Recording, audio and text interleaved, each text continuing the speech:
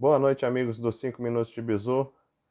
Bem-vindos. Vamos ler a matéria de português porque hoje é dia de português. Vamos cultivar o hábito de estudar. Vamos juntos vencer. Olha aí, hoje eu estudei matemática aqui pelo A Vaga é Minha, tá? Muito fácil, mas vamos ao nosso foco, que é português pelo Bechara. Na aula passada falamos de sujeito indeterminado.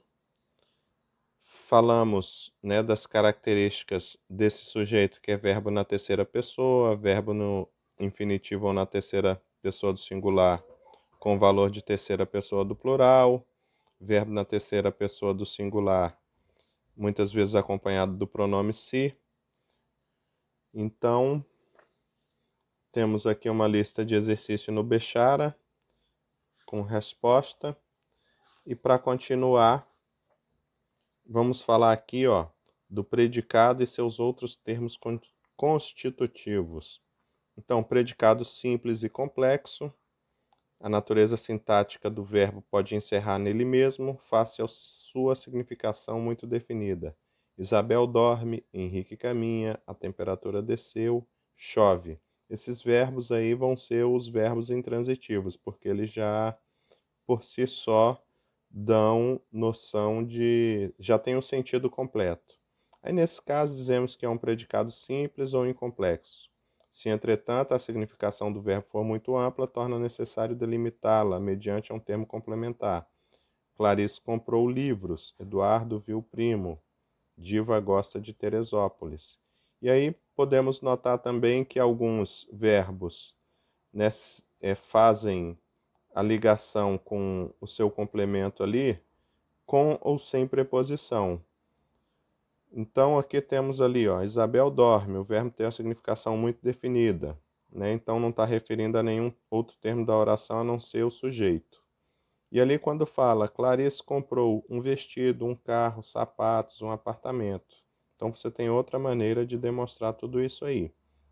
Desta maneira, torna necessário delimitar a coisa comprada. Comprou livros, e não vestido, carro ou outras coisas. Este termo delimitador da significação do verbo chama-se complemento verbal e pode estar, como vimos pelos exemplos acima, não introduzido por preposição pedida pelo verbo. Clarice comprou livros. Aí, nesse caso, vai ser o objeto direto.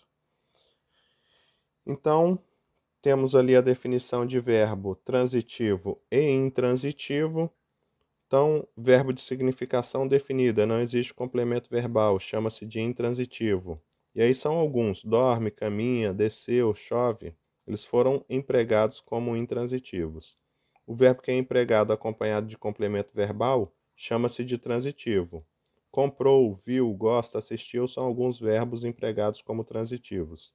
Embora seja um verbo empregado normalmente como intransitivo ou transitivo, a língua permite que um intransitivo possa ser empregado transitivamente ou que um transitivo seja empregado intransitivamente. Então vamos ao exemplo. Clarice dorme o sono dos inocentes. Clarice compra no supermercado.